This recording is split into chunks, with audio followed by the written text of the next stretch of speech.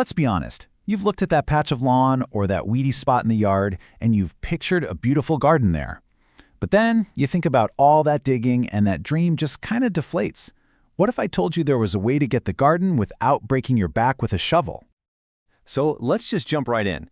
This whole explainer was sparked by a real question from a gardener just like you, wondering exactly this.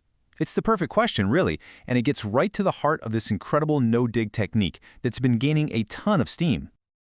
Here's the roadmap for our journey today. First, we're going to question the whole idea of digging in the first place.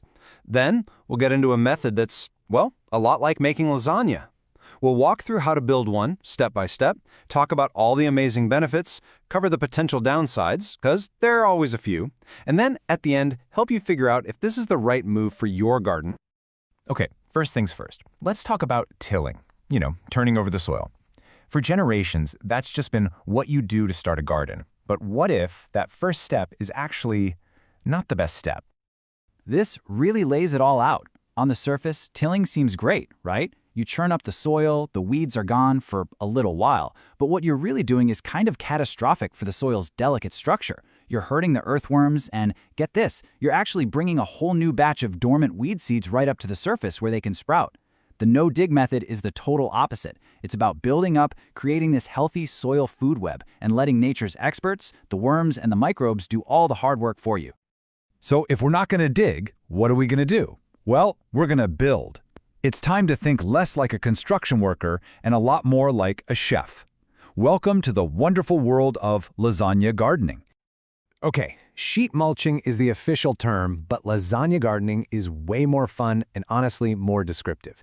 It's basically composting right where you want to plant. You're not making a pile over there and moving it over here. You build the whole thing in place, layering carbon-rich browns, think cardboard, dry leaves, with nitrogen-rich greens, like fresh grass clippings or kitchen scraps. And this right here, this is the beautiful end goal. You take all these simple, often free materials, you layer them up, and then you just let them be. Over time, they break down into this dark, crumbly, nutrient-rich soil that plants absolutely go crazy for. You're basically recreating what happens on a forest floor, just in your backyard. All right, enough with the theory. Let's get our hands dirty. Or, well, not dirty from digging anyway. Building your own sheet mulch bed is actually super straightforward. Here are the basic moves. First, just knock down or mow whatever is there. No need to remove it. Then, add a little starter layer of compost to get the microbes excited. Then comes the key ingredient, your weed barrier of overlapping cardboard. After that, pile on a nice, thick layer of mulch. Now here's the part people forget, and it's so important. Water every single layer as you go. Soak it. Then, just let it settle for a couple of weeks, and you can literally cut holes in the top and pop your plants right in. Let's zero in on this cardboard layer for a second, because this is the secret weapon. This is what does all the heavy lifting. By overlapping the pieces of cardboard, you're creating a light-proof barrier. The grass and weeds underneath can't get any sunlight, so they just give up, die, and decompose, becoming food for your new garden. It's genius, and it's totally chemical-free. And right on top of that secret weapon, you put down your mulch. This can be anything you've got lying around, fallen leaves, wood chips, even shredded paper. This layer is your garden's shield.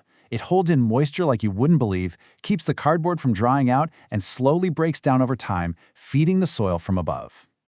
Which brings us right back to our original question. How long does all this take? Well, the cool thing is you can plant in it almost right away, but the full transformation is a process. In just one season, those weeds underneath are history. In about 4 to 8 months, that cardboard barrier you laid down is pretty much gone, eaten by worms. And somewhere between 6 months and a year, maybe a bit more, all those layers you built will have become that beautiful, dark, amazing soil you were dreaming of. So now you know how to do it, and how long it takes. But let's talk about why this is such a complete game changer. The payoff goes way, way beyond just saving you from some digging. I mean, just look at this list. The weed suppression is incredible. That mulch layer acts like a giant sponge, meaning you have to water way less often. And you're not just maintaining your soil, you are actively building healthier, more fertile soil year after year. This creates an absolute paradise for earthworms and all that good microbial life. It all adds up to less work and, frankly, a much happier garden. And this is what it's all for. It's simple, really. Healthy soil grows healthy plants. When your plants are living in this thriving ecosystem, getting all the nutrients they need, they're naturally stronger, they're tougher, and they're just plain better at fending off pests and diseases on their own. Okay, but let's be real. Nothing is a magic bullet, right? To give you the complete picture, we have to talk about some of the potential challenges, especially when it comes to using all that paper and cardboard. And here's a really important point from Dr. Linda Chalker-Scott, a leading horticulturalist. She points out that the exact same environment that's so great for worms, dark, moist, protected, can sometimes be a little too inviting for critters you might not want, like termites or rodents. So let's just lay out the pros and cons. On the plus side, cardboard is an amazing weed block, it breaks down into the soil, and hey, you're recycling. But on the flip side, you have that pest issue. Also, if it gets bone dry, it can actually become hydrophobic and start repelling water. And if your soil is already super wet and boggy, adding a thick, wet mat of cardboard can block off air and create some pretty unhealthy conditions underneath. So what's the bottom line here? It's that context is king. Sheet mulching isn't a one-size-fits-all magic trick. Whether it's the perfect solution or a potential problem really truly depends on your local climate and what your soil is already like. So, with all that on the table, the good, the bad, and the kinda buggy, how do you decide? Is sheet mulching the right call for your project? Look, this is a total no-brainer in a few classic situations. If you want to turn a patch of lawn into a garden, perfect. If you just built new raised beds and need to fill them, absolutely the best way to do it. If you have poor, compacted soil you want to improve over time, this is your long-term fix. And it is fantastic for annual veggie gardens where you're always adding more compost on top anyway. But you might want to pump the brakes a little bit if your soil is already super wet and doesn't drain well. You could make things worse. If you live in a really dry area with no way to water it, that cardboard could become a problem. And, if you're working on a very formal, manicured landscape, you might not love the look of decomposing cardboard for a few months. And so that kind of leaves us with one last big idea to chew on.